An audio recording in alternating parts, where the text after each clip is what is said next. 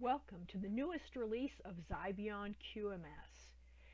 In this, we will look at audits where we can bring quality into focus.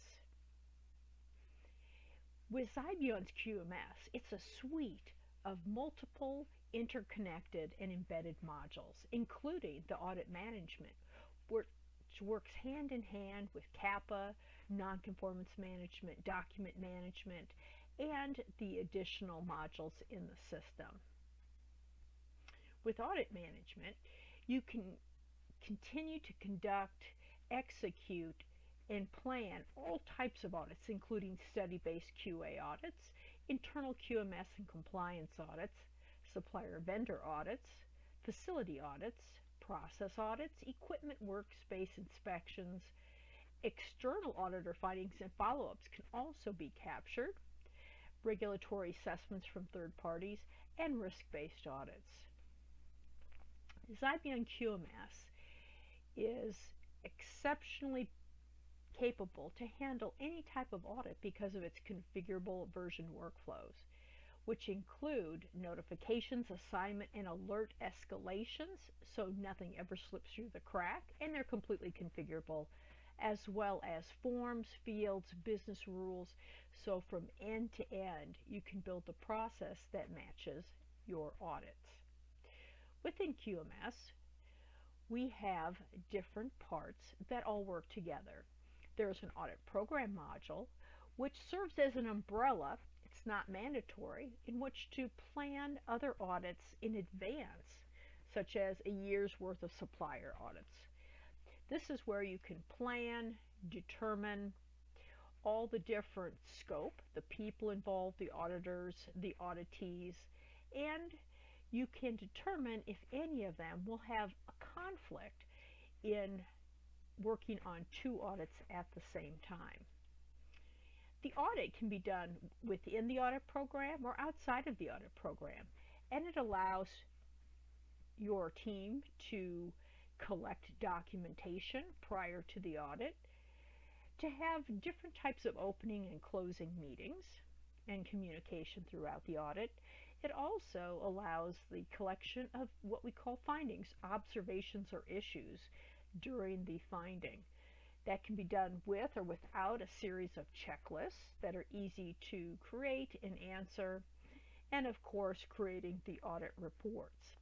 As I mentioned, the audit findings are a critical piece of the audit, and with that you can collect attachments and evidence to support that observation.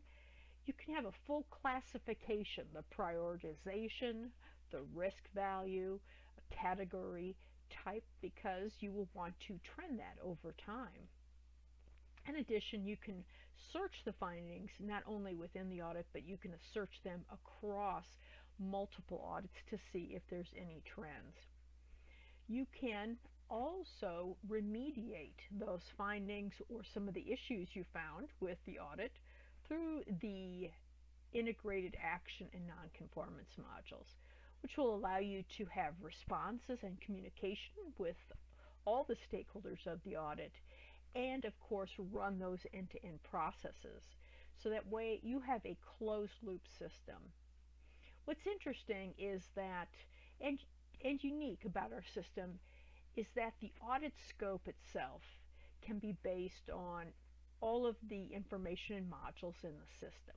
So customers, suppliers, if you're having a supplier audit, equipment, parts of the organization, that is all part of the scope, and because of that you're able to determine trends in the organization, increase efficiency, in other words, reduce the time from passing through one step to the next.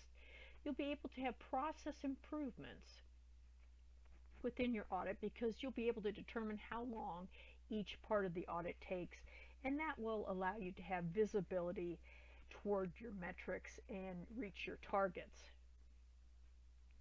Within the audit, we have created two out-of-the-box workflows, but you are able to create additional types of audit workflows with fewer, more steps and different type of routing rules and forms.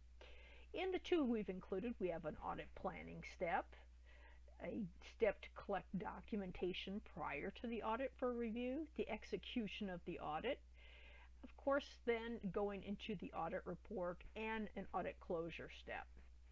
We also support a one-step audit where you can do a quick inspection, you walk in, collect all your data, create the report all in one step.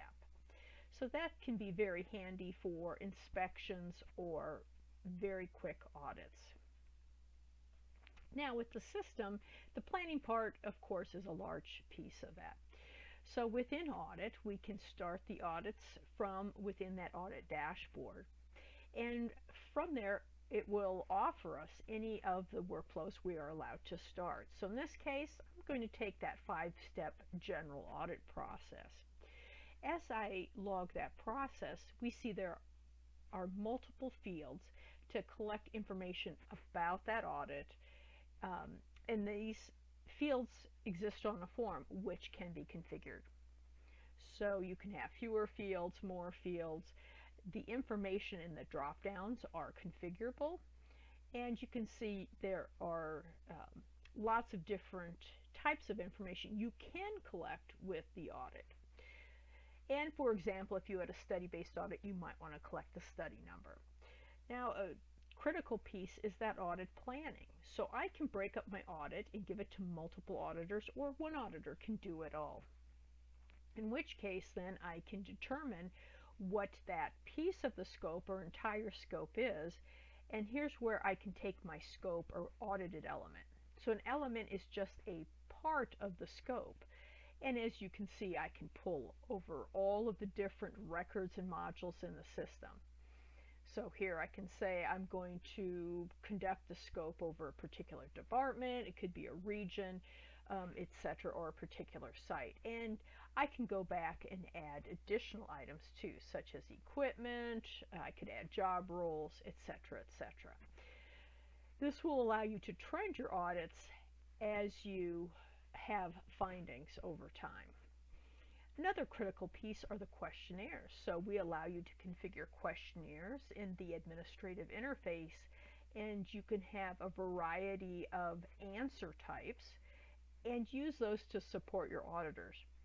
Now you can have surprise audits, you can have planned audits, which is mainly the case, and you can set your whole audit team, which I just showed. Now, as you add your different tasks, and I've only added one here, there's something else you can set about that, not only your scope, but your task details. So that will include your description and, of course, the boundaries of when you hope to start it and when it needs to be due by. That will help determine when the actual execution, the on-site, perhaps, or even remote audit might be conducted to help you in your planning. Now, as we go through the process, planning is one of the critical pieces, but the other piece, besides collecting documentation, is the actual execution for each of those auditors which has been assigned to the project. The good news is that the QMS allows every single step to be pushed into the task workload. So here, as I pull up my execution form, I can see any data that was added before in that process. I will have a little counter above as I add findings to a particular element. Here's an example of a finding I already added. This form is also configurable.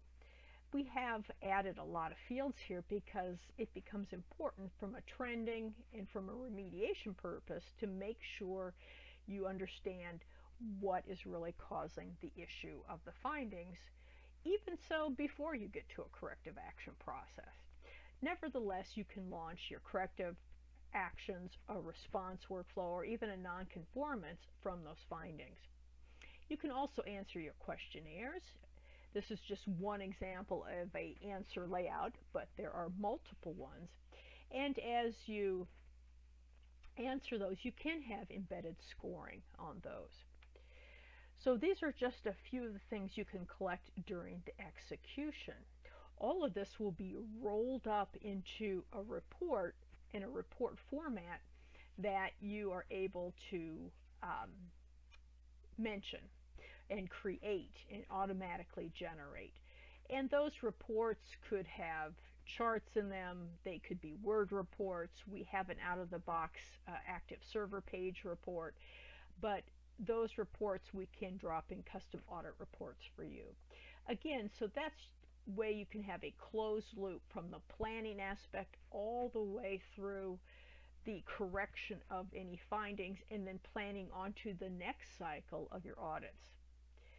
So we encourage you to reach out to Xybion if you'd like to have a live demo, and thank you for watching this session.